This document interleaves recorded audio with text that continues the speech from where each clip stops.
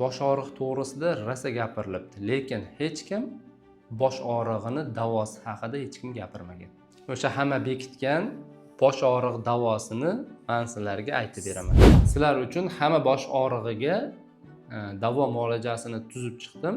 Diqqat bilan eshitasizlar. Birinchi guruh dorimiz beta adrenoblokatorlar, propranolol. Bu dorimiz asosan kardiologlar dorisi. Biz nevrologiyada bosh og'rig'ida, migren bosh og'rig'i, zo'riqishdagi bosh og'riqda juda ham keng qo'llaymiz, juda ham effekti yaxshi. Ikkinchi guruh dorimiz bu NPVS dorilari, ibuprofen sostavli. Bu dorilarimiz bosh og'rig'ida juda ham yallig'lanishi oldini olishda juda ham keng foydalaniladi. Bu dorini ichayotganda ko'pchilik kasallar dozasini juda ham kam miqdorda ichib qo'yiladi. Ibuprofen 200 mg emas, 400 mg dan 1200 mg gacha bir sutkalik doza bo'ladi.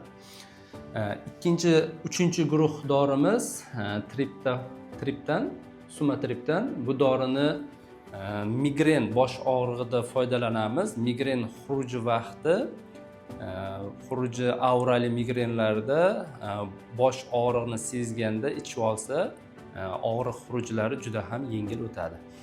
To'rtinchi guruh dorilarimiz bu tritsikli antidepressantlar, aynan amitriptilin. Bu dorimiz asosan zo'riqishdagi bosh og'rig'ida juda ham keng foydalaniladi. Sababi depressiya, stressdan chiqarishga yordam beradi. Beshinchi guruh dorilarimiz antikonvulsantlar. Bu guruh dorilarimiz sudurgiga qarshi dori vositalari hisoblanadi. Bu dorilar butun jahonda bosh og'rig'ida, yana migrenda juda ham keng qo'llaniladi. Juda ham effekti yaxshi, 70-80% da yaxshi yordam beradi. Oltinchi guruh dorilarimiz ergotamin dorimiz. Ergotamin dorimiz bu migren bosh og'rig'ida juda ham keng qo'llaniladi. Sumatriptanlar chiqmasidan oldin ergotamin juda ham keng qo'llanilgan. Hozirda ham qo'llanilib kelmoqda.